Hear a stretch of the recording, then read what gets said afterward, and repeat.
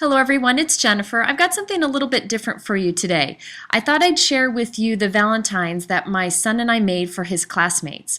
Instead of just the typical Valentines, I thought it would be fun to include something in it, something useful. So we decided to do a deck of cards and wrap the message around it. Now this is inexpensive. I got these decks of cards in bulk on Amazon, and you can get them anywhere from 50 cents a pack to, a couple bucks a pack. I went with the cheapos, and I'll put a link to that in the description below.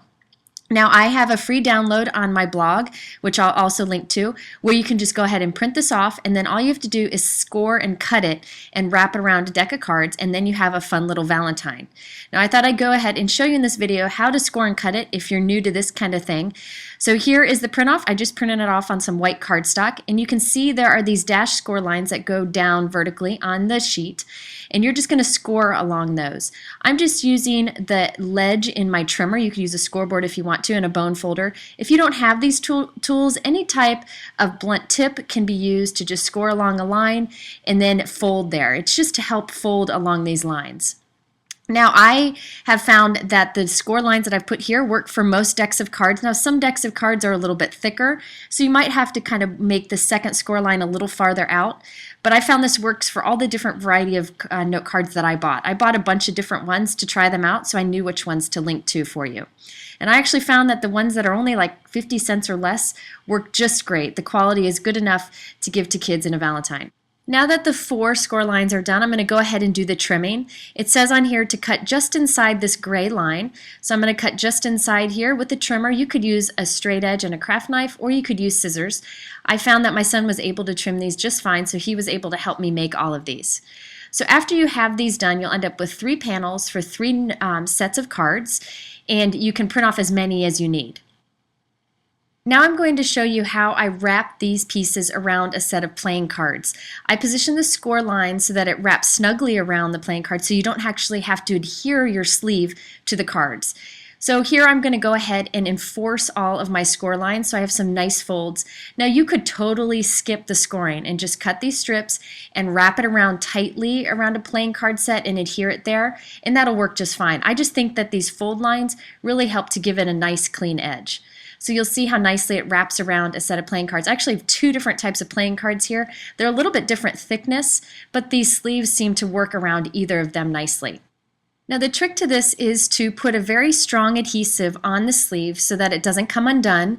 And I used glossy accents. This is a great super strong adhesive. If you don't have glossy accents, you could use a tad bit of hot glue or any kind of strong adhesive you may have.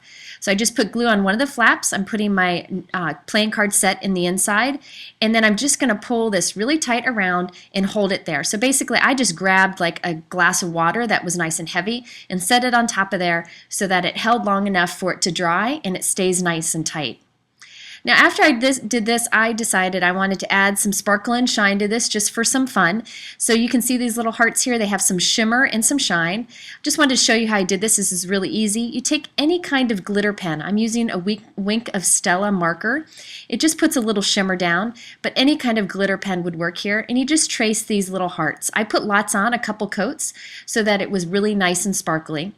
And you'll see here in the light, you can kind of see the shimmer. It's much more apparent in real life. Now after this, I put that same glossy accents that I used as an adhesive.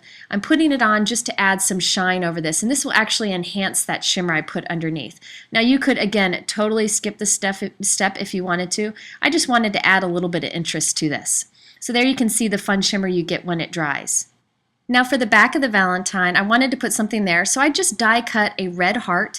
I used a die cut from My Favorite Things, but you could use a heart punch or just cut one out, or you can have your child draw a little picture there, whatever you want. I'm using the same strong adhesive and just sticking it there.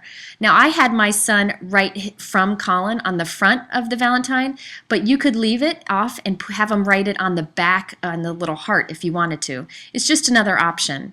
So again, you can get these playing card sets for pretty inexpensive, and I think this is a really fun alternative to just a simple greeting or another piece of candy that kids seem to be getting too much of for Valentine's Day anyways. So there you have a fun Valentine and a free download. You just need to go to my blog for it. I have all the links listed below in my YouTube description, including the link to get this free download and also the products that I used. You can always visit my blog at jennifermcguireinc.com for much more, and thanks for watching.